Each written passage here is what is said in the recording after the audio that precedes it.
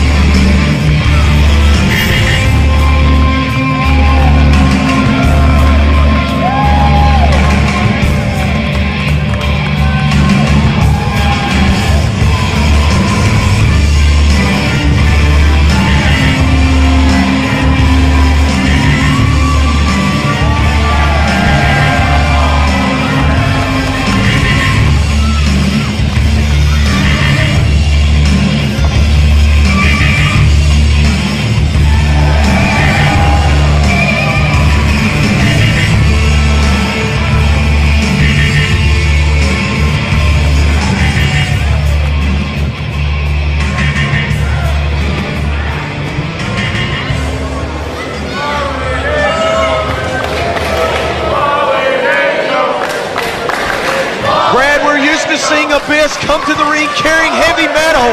He's got the most precious metal coming to the ring here tonight, the NWA World Heavyweight Championship. It was controversial circumstances that brought Abyss the World Heavyweight Championship, but he has since gone on to pin Sting, the former champion, clean in the middle of the ring. Abyss now the undisputed NWA World Heavyweight Champion, and it is once again, it is another huge, high-profile main event, and it is another first-time ever meeting brought to you by Hermes Sadler and the UWF on these TNA live events as Christopher Daniels, the X Division champion, goes one-on-one with Abyss for the first time ever. And I'm telling you what, a way to start the match off. Abyss literally just threw Christopher Daniels right over the top rope and is beating him senseless all over the ringside area, even threatening to beat up Earl Hebner. How do you beat a monster, Brad? How do you beat a monster? Christopher Daniels, I think pound for pound, one of the best, one of the most versatile wrestlers on the TNA roster. But it's just like you said, you've got to really have something special in your bag of tricks to put a guy like Abyss down. Daniels, springboard, just landed right on the head of Abyss, and both men just went crashing to the floor. I tell you, Jeff, he didn't get full body-to-body contact. He didn't get the dive, but what he got was a knee right to the top of the head of Abyss. That might, in some ways, have been more beneficial for Daniels. Now Daniels able to turn things around after that incredible move. He's got Abyss staggering around the ring. Abyss goes into the ring post. I don't know if I go with Daniels' strategy trying to out-brawl Abyss. Abyss is just so big, so strong. Now Daniels going to go to that top rope again.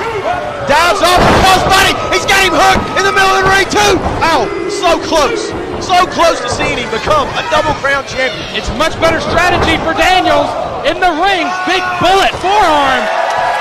Daniels is feeling it in Knightdale. Ooh, oh, he got caught. Abyss just scooped him up and slammed him hard to the mat.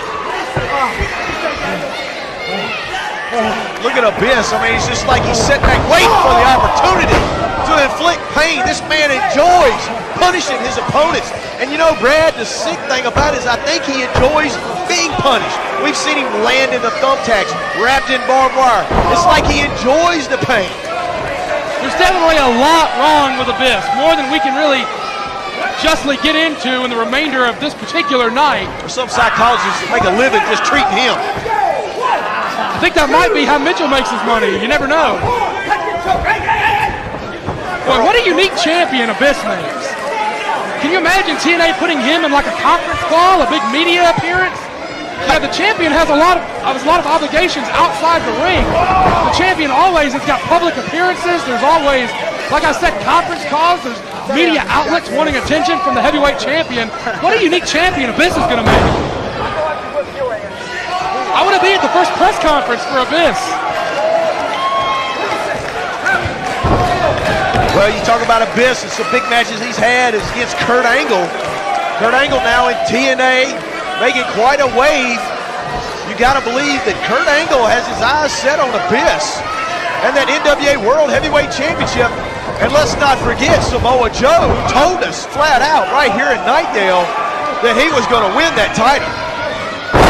He said that Samoa Joe's campaign for the belt was beginning this weekend.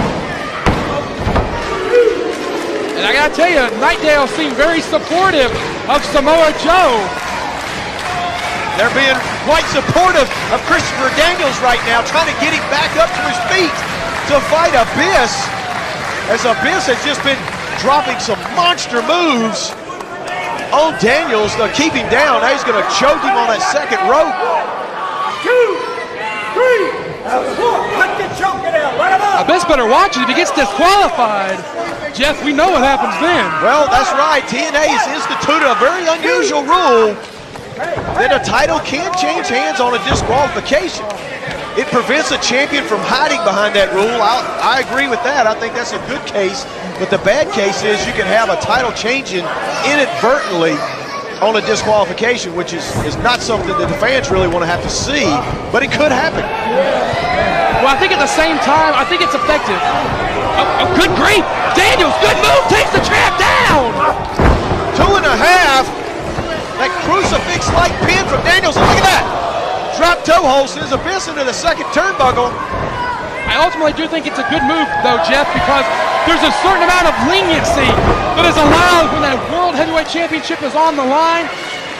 I don't think you're going to see many petty disqualifications in world title matches. Tell you what, the way Abyss wrestles, though, a disqualification is always possible. He's a maniac. He's liable to pick up anything. We see him when he brings in chains, he picks up tables, he's got those thumbtacks. How much worse, how much more destructive would Abyss be if he were to lose that championship? Oh, God!